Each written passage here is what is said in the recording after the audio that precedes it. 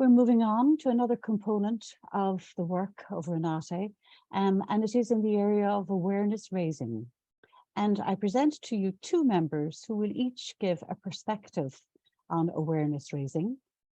First of all, Ms. Afrodita Gianni, Civic Engagement Leader and leader of the Mary Ward Loreto Advice and Service Centre in Lecce, Albania, will speak about the topic of helping young people to navigate the digital world. And Afrodita takes the floor now. Do you see the screen? Yes, yes. Okay. Thank you for the introduction, Anne. I am Afrodita Gianni and I work for Mary Ward Loreto Foundation, which is a member of Renate.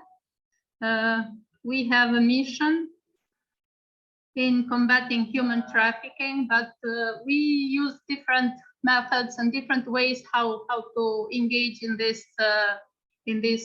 combat.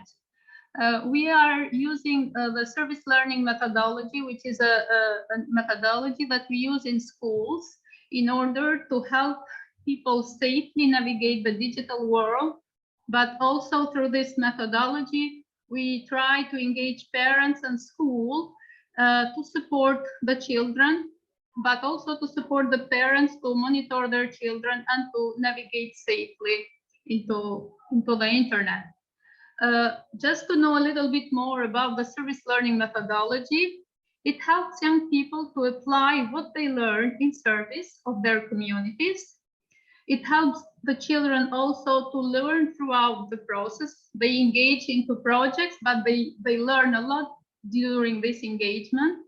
And also the youngsters simultaneously acquire new knowledge.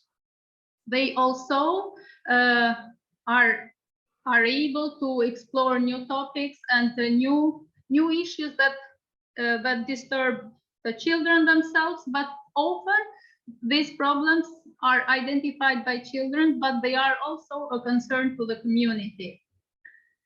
This methodology also helps the children to develop skills for life and work for civic participation. This methodology is an innovative pedagogy spread worldwide and also helps to improve both the education quality and local development. It also addresses problems identified by youth, school, and community themselves.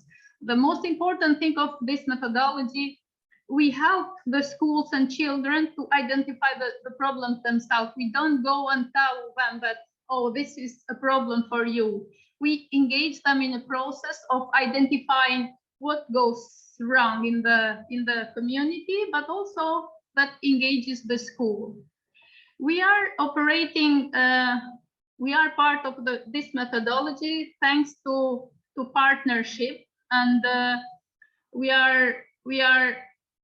have established a Central and Eastern network, European network. This started thanks to the collaboration initially with CLAIS from Argentina. Then we have other organizations in Central and Eastern Europe, such as MIOS, Bosnia-Herzegovina, TOCO from Kosovo, Forum and MNE from Montenegro, Mary Ward Loreto, which represents Albania, New Horizons represents Romania, North Macedonia, and Serbia. So this is a good example which shows that by sharing some new knowledge, we help each other. And this is something that, you know, even regarding the problems related to digitalization, we need to be together in helping each other, because one country is more developed, the other country is less development.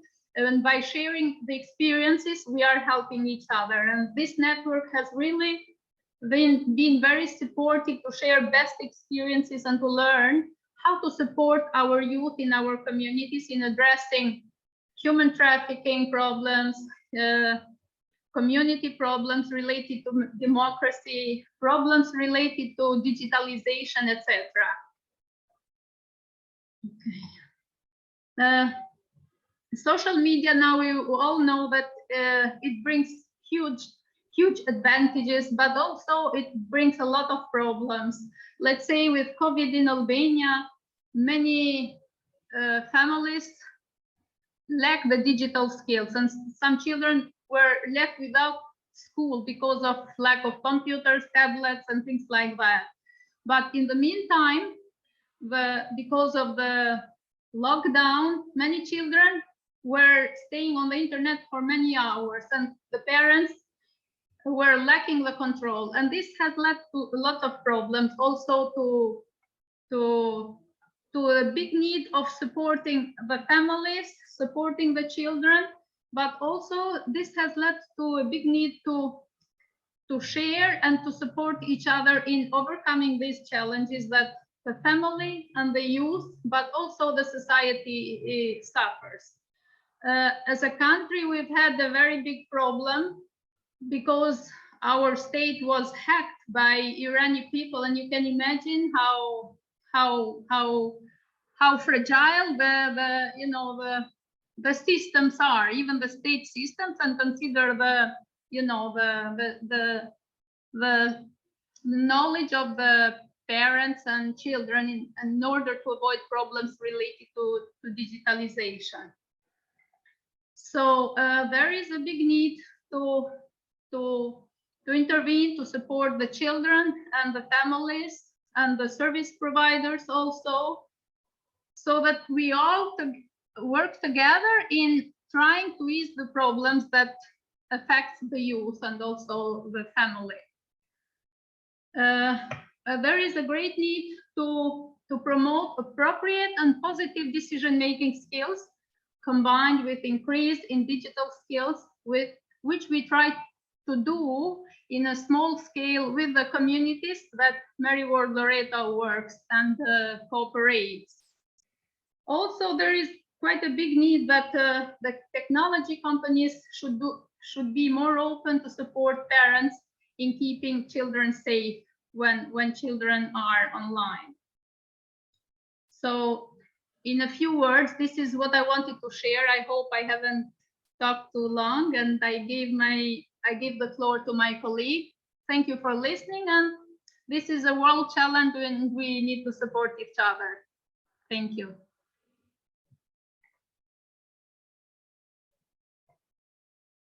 Thank you very much, Afrodita, for taking us very swiftly through such a vast area and such a very valuable aspect of the work of awareness raising. Thank you.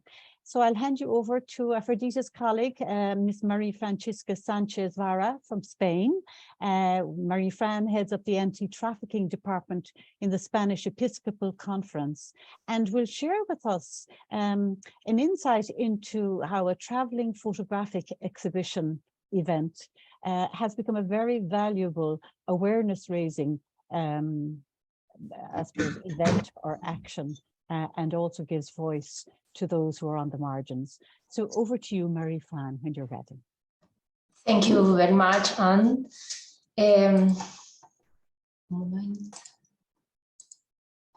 Well,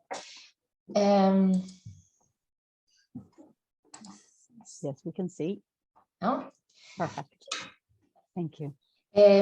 Well, this is a traveling exhibition of photographs promoted by the Episcopal Subcommission for Migration and Human Mobility in collaboration with the Department of Trafficking in Persons, an organization within the Catholic Church in Spain, which is dedicated to working with and for all groups of people who are on the move involuntarily, including migrants and refugees, and victims of human trafficking. Human trafficking is a reality that is invisible to society. In most cases, trafficking situations are not detected or identified, making it difficult to combat. Through this photographic project, we want to make this situation visible and to raise awareness about the abuse and exploitation of people. The title, Full Stop, Then On We Go, Life Can Offer More, because exploitation is not the end. There is always hope, there are always people and hands that lead and accompany to overcome their wants, physical, mental, and emotional, towards the future free of exploitation and project of life. About this vision, we wanted the women to be the protagonists of their own experience through their own words, to send a positive and hopeful message, that they could have confidence that with much effort and work, it is possible to overcome that reality. This is the reason why we wanted to make the women's situation more visible. It's also a network experience with church entities and that accompany women in their lives and rehabilitation process, religious congregation, Caritas. There is a network between coordinators and diocesan groups to proceed with this work. This exhibition is based on 3 aspects found within human trafficking. Each part of exhibition is headed by a text panel which introduces first, an introduction panel contains an explanation about human trafficking and how the exhibition was made. The first part is the drama of victims. And the drama panel invites to contemplate this reality. There are faces of people who have overcome a very dark period in their lives and who look to a future free from the slavery of trafficking. This panel contains Pope Francis' words about human trafficking. For example, what is your brother and sister who is enslaved? For example, we have here 2 photographs with sentences. When these people catch you, your will doesn't count. The first part. The second part is the indifference within society. We have here some examples of photographs about the indifference. And the third is the hope. We invite to contemplate this reality. The images and sentence trace life histories that are very painful and that are closer to us than we think. About the images, man and woman survivors of human trafficking who wanted to collaborate with this project. People's faces do not appear in the photos. Invisible people, but invisible forever. Women were afraid of simple being. This fear of being recognized is a factor that prolongs this invisibility of the victims. And about the phrases, also in various projects of entities of the church, activities were carried out and phrases were collected that expressed how they had felt in each part of the process. We made a selection and they were located in the images that seemed most appropriate to us. This exhibition was inaugurated in March 2019 in the Cathedral of Our Lady of Almudena in Madrid. During these years, it has gone to different places along our country. There are also several copies in some dioceses such as Alicante, Barcelona, Valencia, Canarias, and Sevilla. It is an itinerant exhibition that continues journeying throughout our country, showing to the world the drama of the trafficking in persons. Here is the website if you want to go and look for someone. Thank you very much.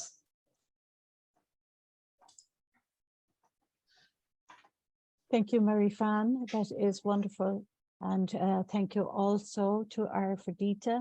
Both of you have given us some insights into the aspects of awareness raising and very practical considerations of awareness raising. Thank you.